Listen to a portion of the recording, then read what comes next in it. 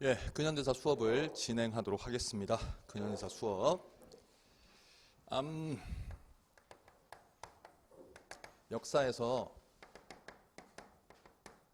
전근대사, 근현대사 이렇게 수업을 진행하는데 전근대사, 근현대사, 전근대사 뭐식 있어? 선사시대, 고대, 고려, 조선사 이렇게 있다. 근현대사도 조선사가 있어요. 그리고 일제시대, 그리고 현대사 이렇게 진행이 되는데 선사시대는 구석기부터 철기시대. 그러면 요 사이에 뭐가 있는겨? 고, 조, 선이 있는 거예요. 고조선. 그리고 철기시대. 철기시대 시대적 배경 보고 특징 보고 부여부터 사만 있는겨. 그럼 고대사는 고구리, 백제, 신라. 이걸 먹은 나라가 통일신라야. 그리고 고구려가 망하고 고구려를 계승해서 최수종이 만든 나라가 있어. 대조영이 만든 나라가 발해. 여기까지를 우리가 고대사라고 이야기를 한다. 고대사.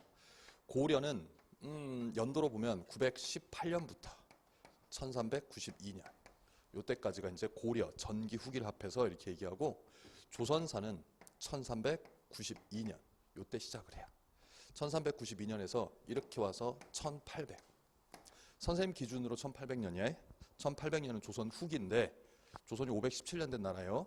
조선 후기인데 그 사이에 시기가 애매한 시기가 있어요. 그 다음에 이제 근현대사는 1863년부터 1910년. 그러면 조선사라고 딱 하면은 어디서부터냐?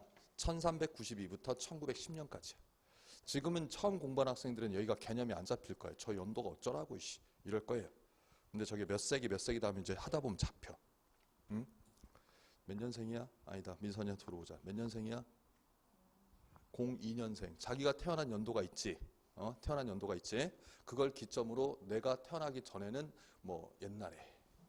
그럼 거길 기점으로 해서 뭐 대여섯 살부터 이제 기억이 나고 10대, 20대, 30대, 40대, 50대 안한섭 이렇게 넘어갈 거 아니야.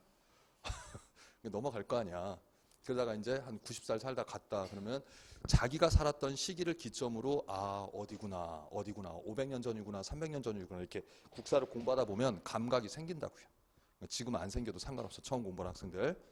그러면 1392년에 생겨서 1910년에 나라가 망했어. 그럼 1863년 이제 배울 건데 이때가 이제 흥선대원군이 집권하던 시기야.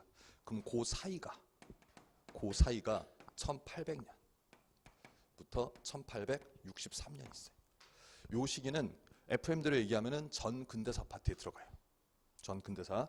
근데 여기서부터 수업을 하면서 근현대사로 연결해 갈 거예요. 그럼 여기 이랬다, 여기 넘어간다. 그럼 왜 갑자기 ปุ๊ 넘어가면 애매하지? 그래서 이거 과도기인데 이걸 세도정치시기라 그래. 세도정치. 세도정치기. 세도정치가 무슨 말인지 더 말씀드릴 거고, 그리고 1910년에 나라가 망합니다. 그럼 일제시대는 언제냐? 일제시대는 1910년부터 1945년. 요때가 일제시대야. 35년간 쪽발이한테 당했어. 우리가 식민지배 당한 거는요, 두 번 있어요. 고조선 처망하고 그 다음에 고대국가 가기 전에. 고조선 망한 직후. 이때는 한나라의 식민지배를 받습니다. 그리고 일제시대 일본의 식민지배를 받습니다.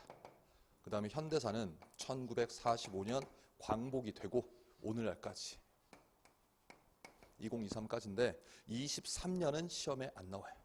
그러니까 2000년 김대중 정부 시기까지 그 정도까지가 시험 문제 나온다. 그러면은 근현대사가 요만큼이 된다고 보시면 돼. 요만큼.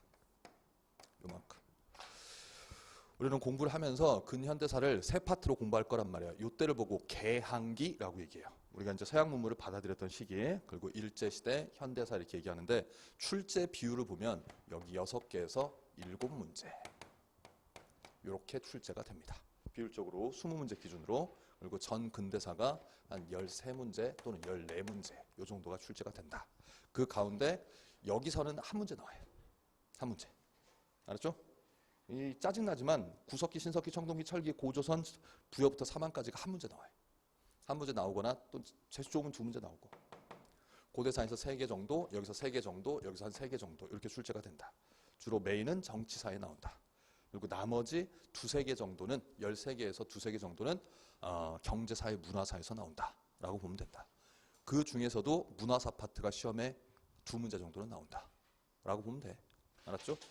국사는 문제 비율이 대략 이렇게 찢어져 있어요. 한 5년 전만 하더라도 15대 5 이랬는데 한 3년 전부터는 13대 7, 14대 6 이런 비율로 나온다고. 알았죠? 그래서 우리는 어디서부터 수업해? 여기서부터 수업을 이어갈 것이다 라고 간단하게 근현대사 시작을 말씀을 드립니다. 8주 동안 48에 32T 하면서 시간 여유가 좀 있으면 조금 더 할 수 있고 타이트하게 좀 가보도록 합시다. 여기는요, 왕의 업적하고 사건, 전쟁, 체제, 제도 이런 것들을 주로 공부하는데 여기는 그냥 밑도 끝도 없이 여기 1863년부터 공식적으로 2000년까지 약 한 150년 왔다 갔다 요 정도란 말이야. 그러니까는 사건이 있는데 되게 디테일하게 들어가요. 그래서 순서 문제 어차피 역사는. 그리고 여기는 왕의 업적 이런 거 없어요.